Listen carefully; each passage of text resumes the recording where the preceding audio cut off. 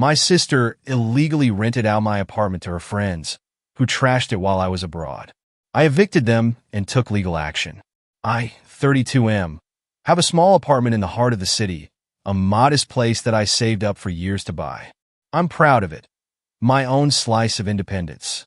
A while back, my sister started asking if she could use it occasionally for weekends with friends. She lived across town with our parents, so I assumed she just wanted a spot closer to nightlife. I never charged her rent because, well, she's my sister. But I'd always emphasize, don't give the keys to strangers. And I'm trusting you here. Then I landed a short-term work assignment abroad for about 2 months. I told my sister I'd be away, and that she could stay sometimes on the condition she'd keep it tidy and not let random people roam around. She smiled sweetly, promising to take good care of my place. Foolishly, I believed her. My father had always told me to watch out for my sister's big ideas, but I figured, what's the worst that could happen? Fast forward to my return. I was exhausted from the flight, but excited to see my own apartment. I found the front door unlocked, which was jarring. The moment I stepped in, my senses were assaulted. The smell of stale beer, the stench of cigarettes. My living room floor was sticky, scattered with trash.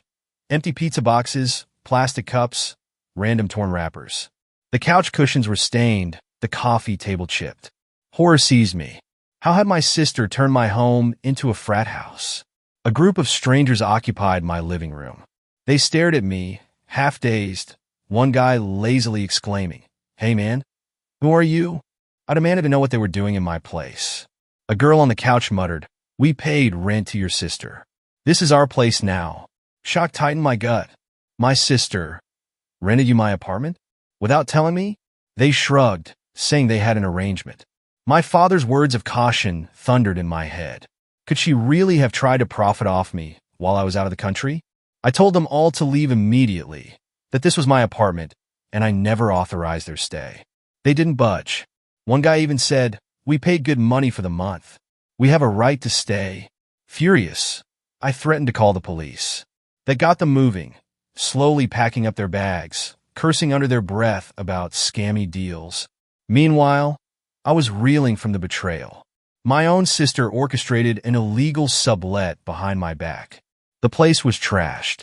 My father, upon hearing the fiasco, rushed over, his face stormy. My mother hovered, wringing her hands. We found missing electronics, my TV screen cracked, a lamp shattered. I rummaged through my drawers. Some personal items were missing. All in all, it was catastrophic. My father seethed. "Your sister's gone too far this time," while mother looked mortified. 1,000 questions roared in my mind. Had she done this purely for money?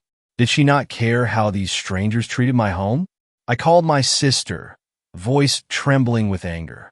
She answered, sounding breezy. "Oh, you're back? I can explain."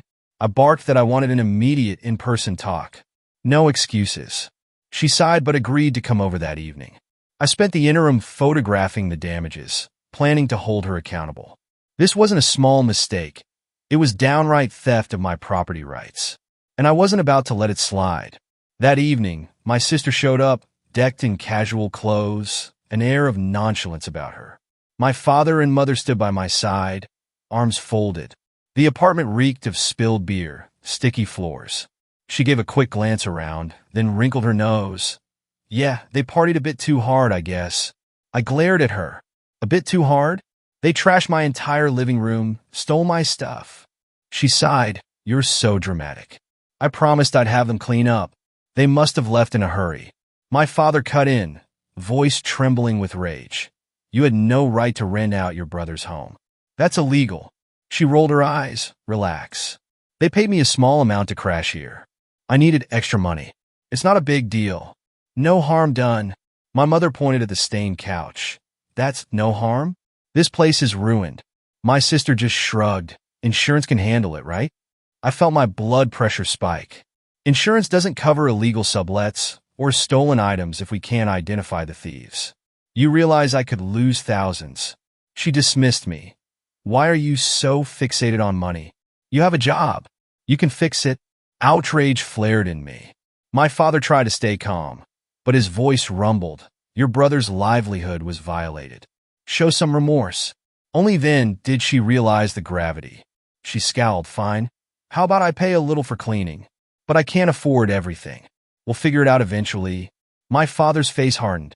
You're paying for all damages. Don't little your way out. She tried bargaining, claiming she didn't have that much money. I pressed her. Where's the rent you charge those squatters? Use that. She had the gall to say she'd spend it on bills and personal stuff. My father nearly exploded. Sick of her entitlement, I told her I was evicting those last few squatters if any tried to linger. I'd lock them out, call the cops if needed. She rolled her eyes again. They've already left. Chill out. But the damage was done. I demanded she pay at least for the stolen items and give me a new couch, fix the broken TV. She refused, saying, That's your problem. My father's anger peaked. You have 1 week to fix it or face consequences. Do you understand?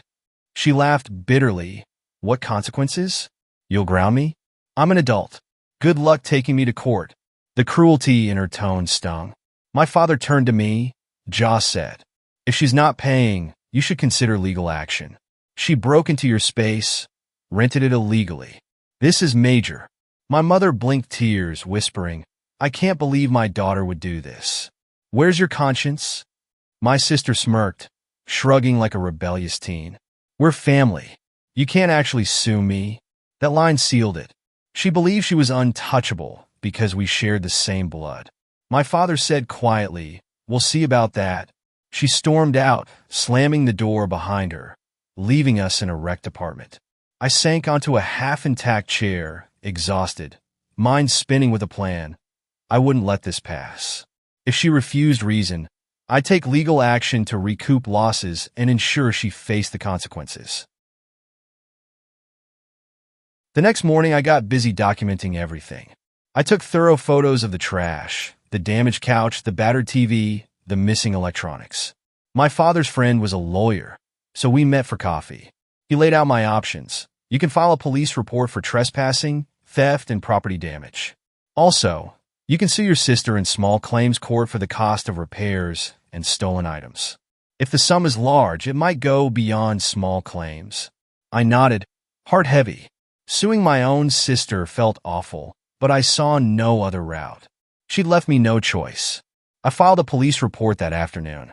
The officer was sympathetic, though a bit startled. It was a family dispute. He advised me to gather all evidence, including any texts from my sister admitting the sublet. My phone had a few references to my tenants, her bragging about making easy cash while I was gone. The officer said that might help. I left the station feeling strangely numb yet determined. Meanwhile, my sister bombarded me with texts. You're not actually calling the cops, right? Calm down, let's talk. My father told me to ignore her until she showed serious willingness to pay. So I did. She visited my parents' house, crying about how I was overreacting.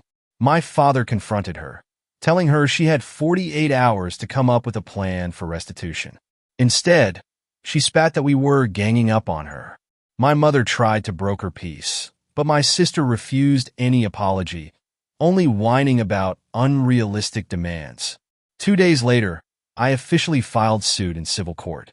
The amounts I claimed were fair. The cost of replacing stolen electronics, damaged furniture, and a cleaning service for the entire unit. My father's friend helped me compile receipts, estimates, and evidence. My sister learned of the lawsuit and raged on social media, calling me a traitor, a money-grubbing jerk who'd do anything for a buck. Friends started messaging me, asking if I'd really taken my sister to court. I calmly explained she literally sublet my place illegally to random people who ransacked it, then refused accountability. She tried a dirty trick, forging a note that supposedly gave her permission to rent out my apartment. But it was laughably phony, with a scribbled signature nowhere near mine. My father's friend said, She's only digging a bigger hole. I felt a pang of sadness. How had we reached this point, siblings at war over something she did so callously? The court date arrived. My father and mother accompanied me. My sister arrived with minimal representation, some bargain basement lawyer she found last minute. She tried crying to the judge about family betrayal, claiming I was punishing her over a small mistake. I presented my photos, receipts, plus her text messages. The judge's expression tightened at the evidence of her forging my signature and charging rent to friends who trashed my place. Her lawyer struggled to defend the indefensible. He tried claiming we had a verbal agreement. The judge pressed them for proof, asked if I'd ever stated acceptance of random tenants. I answered calmly, "No, absolutely not. My father and mother confirmed I was abroad and never gave such permission." My sister shrank under the judge's withering look. Finally, the judge ruled in my favor. He declared my sister's actions illegal, awarding me damages for property destruction and theft. He also noted her attempt to forge permission was borderline criminal. She left the courtroom pale, faced with a substantial financial penalty, enough to repay me for everything lost or ruined. Outside the courthouse, she exploded in tears, cursing me. "You can't make me pay. I don't have that money." My father snapped back, "You should have thought about that before you stole from your brother." My mother, heartbroken, tried to console my sister, but sister was inconsolable. She raved about how I took advantage of the legal system to ruin her life. I wanted to retort that she took advantage of my trust, but I stayed silent, letting father handle her meltdown. Eventually, she stormed off, threatening to never speak to us again. My father turned to me, expression weary. "I'm sorry you had to do this, but she gave us no choice." I nodded, sadness creeping in. Family ties shouldn't come to this. Yet it had. Over the next few weeks, sister struggled to meet her court-ordered payments. She tried partial sums, then asked me to discount the rest, claiming she was near broke. My father told me, "Stand firm.